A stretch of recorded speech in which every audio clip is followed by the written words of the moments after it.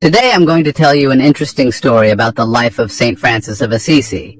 St. Francis is the founder of Franciscan Order and the patron saint of nature and animal lovers. He was born around the year 1181 in the Italian town of Assisi. His baptismal name was Giovanni di Pietro di Bernardone, but his father named him Francesco, which literally means the Frenchman because he loved French things. His father was a successful merchant and was known for selling silk textiles. He grew up with a wealthy lifestyle and was also known to be a good-looking man. He wore fine clothes, partied with friends, and even dreamed of becoming a knight. In his early 20s, St. Francis went to war against a neighboring town, Perugia. During the war, he was captured and imprisoned for about a year, and after returning home, he became sick and began questioning the meaning of life. He started praying more and spending time in silence and isolation.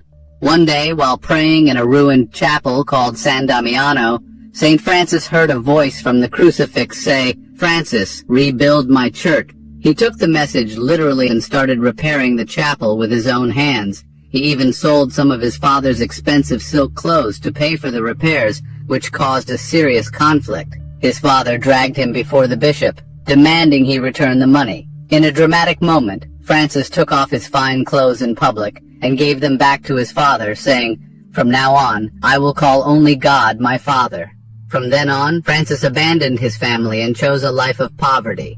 He became a hermit, wore a simple tunic, and begged for food for him to eat. He loved nature deeply and saw all of creation such as animals, sun, moon, and even the wind as his brothers and sisters.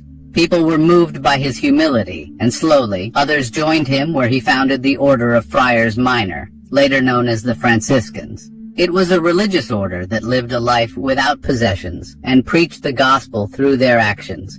In 1219, he even traveled to Egypt during the Crusades and bravely met with the Muslim Sultan in a peaceful dialogue, hoping to bring understanding. He didn't convert the Sultan, but they respected each other, a sign of Francis's commitment to peace. In 1224, Francis had a powerful mystical experience while praying on Mount Laverna. He received the stigmata, or the wounds of Christ, on his hands, feet, and side, which was a sign of his deep union with the suffering of Jesus.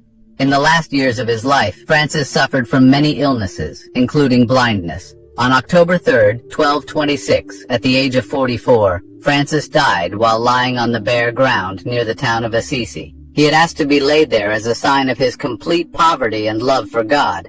Less than 2 years after his death in 1228, St. Francis was canonized by Pope Gregory. He was one of the fastest canonization processes of the Catholic Church because of his holiness and spiritual influence. Today, his tomb lies in the Basilica of St. Francis in Assisi, and he remains one of the most beloved saints in the world. His feast day is celebrated every 4th of October. If you like stories like this, support us. Follow, like, and subscribe.